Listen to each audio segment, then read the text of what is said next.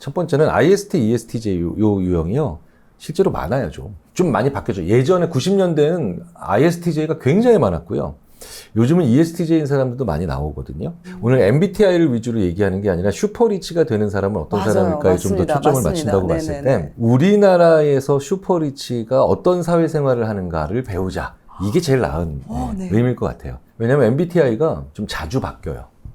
예, 성격의 정의가 그 사람이 잘 변하지 않는 측면이거든요. MBTI를 성격 검사로 놓고 보니까 잘 바뀌더라는 거예요. 실제로 저도 예전에는 아주 극 P형이었는데 이제 뭐 공부를 하다 보니까 J형으로 이렇게 많이 바뀌어 그렇죠. 가더라고요. 네. 그러니까 사실은 성격의 정의 자체가 그 사람이 변하지 않는 거의 안정적인 속성이니까. 그러니까 MBTI가 뭘 잡아내고 있을까를 좀 생각을 해보셔야 되는데 방금 전에 거의 답을 주신 거죠. 최근에 그 공부를 좀 많이 하다 보니까 그게 무슨 얘기냐면 지난 3, 4년 동안 내가 어떻게 살았느냐를 보여주는 거예요.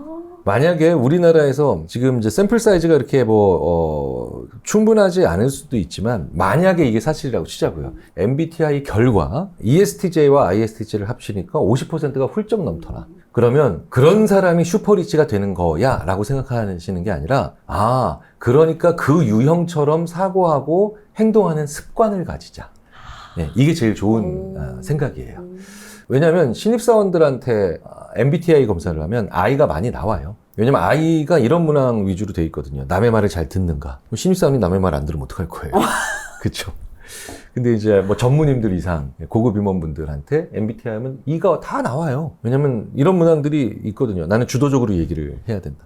임원이 주도적으로 얘기를 안 하면 큰일 나죠. 그러니까 내가 어떻게 지난 3, 4년 동안 살아왔나 하거든요. 그러면 E든 I든 STJ가 많이 나왔다라고 하면 한국 문화에 적합한 혹은 한국 문화에서는 이 유형의 행동과 말을 많이 해야 내가 슈퍼리치에 더 가깝게 되겠구나. 혹은 조금 더 돈을 버는데 유리한 상황을 더 많이 만들겠구나. 이렇게 생각하시면 돼요. 그리고 그런 습관을 가지자. MBTI는 목적 자체가 사람의 성격을 보기 위한 검사라기보단 사람의 유형을 보기 위한 검사예요. 근데 그 유형이 뭐냐? 쉽게 말씀드리자면 지난 3, 4년간의 나의 사회생활. 나의 사회생활 카드예요. 그러니까 바뀌는 게 당연한 겁니다. 제가 ISTJ가 제일 많이 나왔지만 연애할 때는 ENFP 막 이렇게도 나와요. 연애할 때는 갑자기 제가 낭만적 시인이 되거든요. 네, 그렇죠? 막 라라라라라라라 하면서 괜히 바람 불면 슉막 이러고 그랬고 막 그렇죠? 옛날에는 막 평상시에는 바람 불면 오늘 옷을 어느 정도 두껍게 입고 나갈까 뭐 이렇게 나가다가도 그렇죠? 갑자기 뭐 이렇게 바뀌죠. 근데 이제 막 연애를 하면서 막 불타오를 때 그럴 때 되면 그러니까 내 사회적 전략이 바뀌어야 되죠. 연애를 하는데 갑자기 여자친구를 만났는데 오빠 나 추워라고 했더니 이 정도 기온에서는 이 정도 두께를 입어줘야지. 근데 그렇게 입지 않고 너무 두껍게 입으면 뭐 땀띠가 날 수도 있고 뭐 여러 가지 안 좋은 일이 일어날 수도 있어. 연애할 수가 없는 인간이죠. 그렇죠. 네네네. 그러니까 그 사람의 고유한 성격의 사람은 그때에 맞는 사회적 역량이 있거든요. 근데 그 사회적 역량을 보는 것에 훨씬 더 적합한 게 MBTI예요. 제가 자주 드리는 말씀이 바로 모든 약물과 검사는 좋고 나쁘고의 차원이로 생각한다기보단 그 자체로 오남용되는지 아닌지를 봐야 된다. 그러니까 안약을 눈에 넣으면 약이지만 먹으면 안 되거든요. 그렇죠. 그러니까 MBTI를 통해서 우리가 배울 수 있는 건 어떤 사회적 카드로 한번 살아가고 그때 저 사람들이 대다수가 이런 사회적 카드로 성공했네. 그러니까 나한테 이런 카드가 부족하니까 이 카드를 좀 더 보강하자. 이렇게 굉장히 능동적으로 생각하셔야 돼요.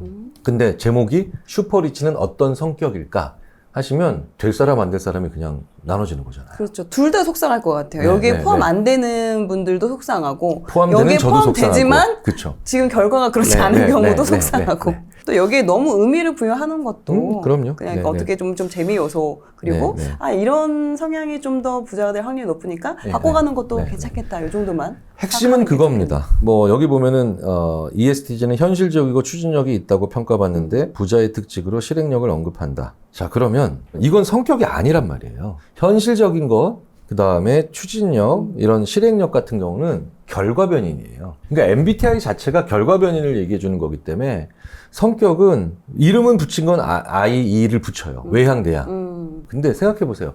외향적인 사람도 남의 얘기를 굉장히 경청하는 경우가 있어요. 진짜 자기가 관심 가지는 거. 맞아요. 쉽게 떠오르는 게 노홍철 씨 같은 분들. 네. 근데 그분이 자기가 진짜 좋아하는 걸 만나잖아요. 초집중해서 끝까지 들어요. 이거는 그분이 평상시에 일상적으로 구사하는 전략이 아니죠. 가끔 구사하는 전략이죠. 제가 심리학자로 봤을 때 유재석 씨 같은 경우는 상당히 내향적인 분인데 자기의 사회적 기술을 잘 둥글게 만들어내는 그런 성장을 하신 분인데 그 유재석 씨 같은 분도 그래서 막 출연하신 분이 5명이면 5분의 1씩 다 그대로 이렇게 얘기하게 맞춰주시잖아요. 맞아요. 네네. 그런데 그 유재석 씨도 가끔 어린애처럼 막 변할 때가 있죠. 네. 마찬가지로 자기가 너무너무 좋아하는 거 나왔을 때. 네. 그러니까 바로 뭐냐면 거기에 맞는. 예. 그러니까 이 실행력, 추진성, 뭐 현실성 이런 거는 그 사람한테 그때에 필요한 거지 성격이 아니에요. 근데 외향, 내향을 나눠놓고 그 다음에 외향적인 사람은 그게 있다 없다? 이거는 되게 이상한 얘기거든요.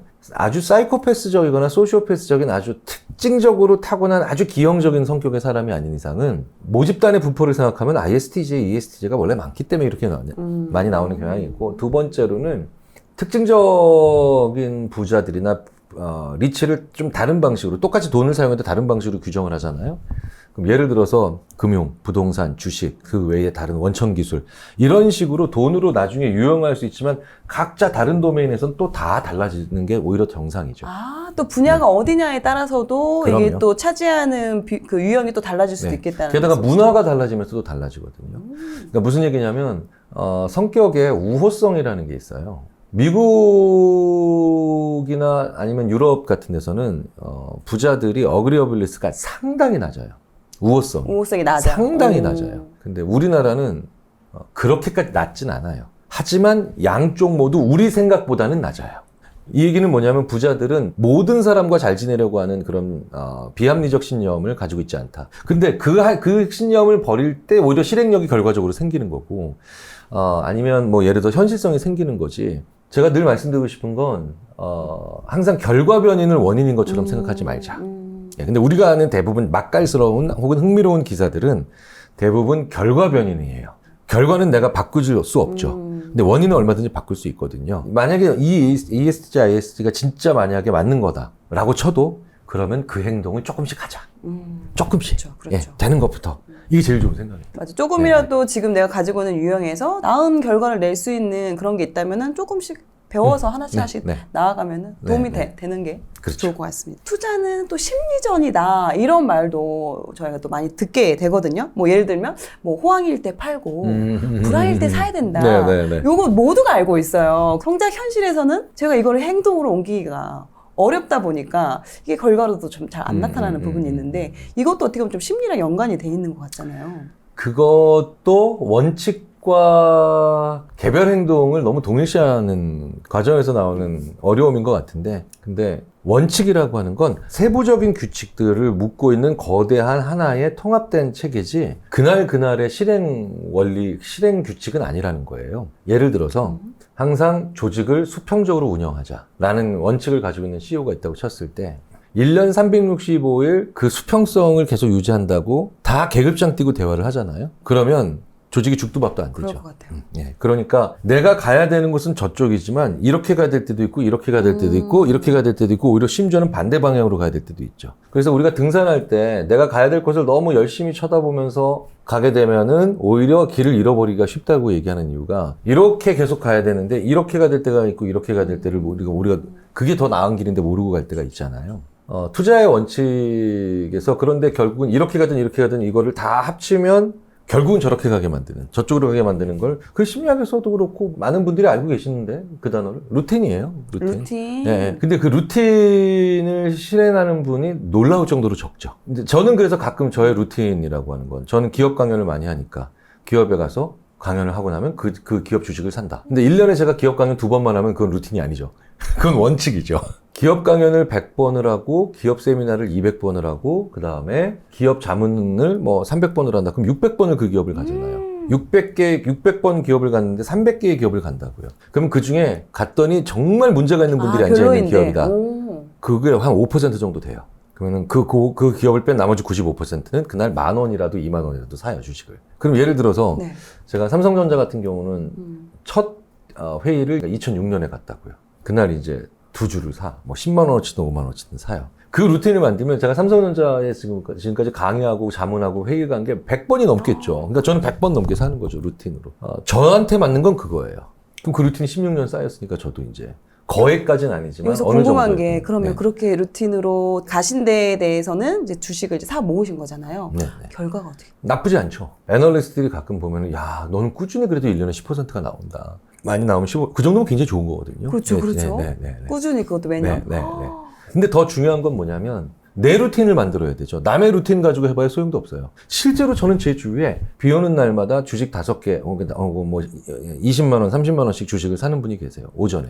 근데 그분은 이제 카페를 운영하시는 분이에요. 그리고 비 오는 날 오전에 사람들이 조금 외출을 덜 하니까 카페 사장님한테 좀 시간이 남죠. 그렇죠. 좀 시간적인 여유가. 그건 오히려 루틴인 거예요. 미신이 아니라 루틴인 거죠. 비 오는 날 산 주식이 더 오른다. 요건 미신이지만 비 오는 날마다 나는 20만 원 정도 주식을 산다. 이건 루틴이고요. 그럼 1년에 대략 50, 70일 뭐 이렇게 되겠죠. 그러면 그게 365일에 거의 4분의 1 정도 되죠.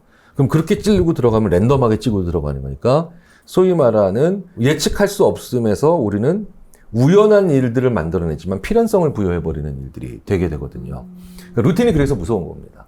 루틴이 작은 걸 쌓아서 티끌모아 태산인 것도 중요하겠지만 루틴은 확률적으로 내가 어찌 해볼 수 없는 일에 대해서 오히려 규칙성을 만들어버리는 일들이 되거든요.